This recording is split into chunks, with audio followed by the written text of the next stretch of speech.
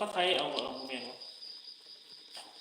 คนกับไทยแล้วก็ซับบางคนกับเสียงเอาซับเลย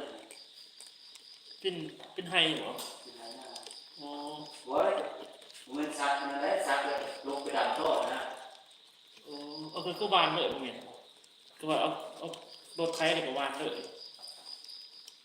มันลกยากก็ลกยากแล้วลงไปดันนะมาว่าเลยมันก็มันจะซับนิตี้นะทำยากเพราะมันต้องไปลงไปดันโต๊ะโอ้ได้บ้านเขาไทยแบบบ้านกะแบบวันนี้ด้วยย่ามีกระลูกเอาแล้วก็มีน้ำมันก็เท่าไหร่แต่ว่ามีอะไรน่ะเท่าไหร่ลูกเขามีสงการไปน้อยนึงแล้วก็เริ่มโตแล้วไป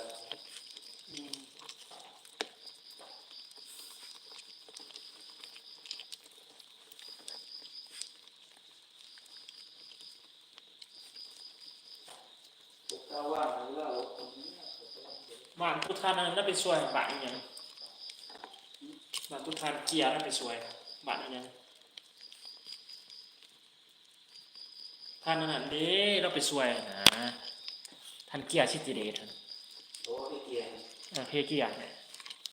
บ้านอีกอย่างเราไปช่วยบ้านเขาถูกที่เกี่ยวก็ต้องเกี่ยวว่าจะเข้าไปโดนที่งานมันดึงลงมาปรุมาครับ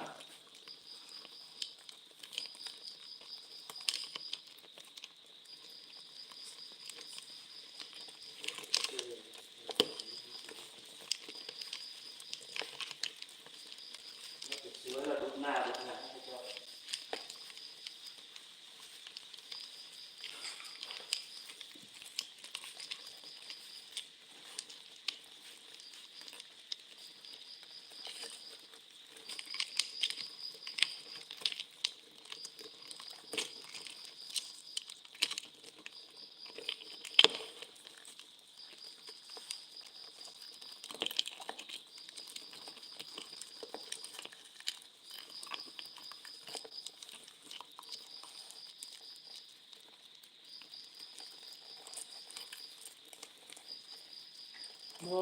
วีซ่าเนาะ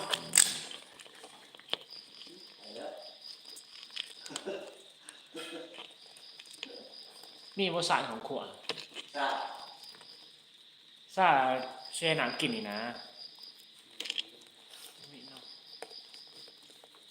ยามสาวมานั่งเลยพอได้กินน้ำสา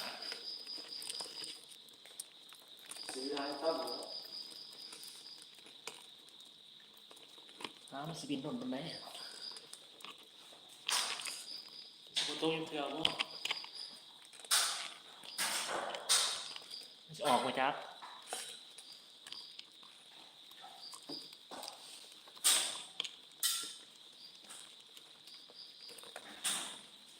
ยังไงกับตัวเองนะ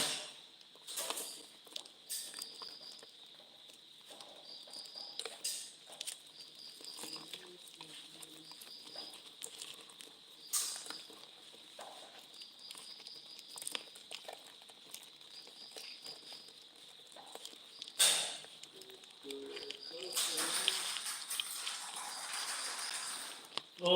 มาขังอีกคนเราจะจับได้มันร่วมมือเล่นท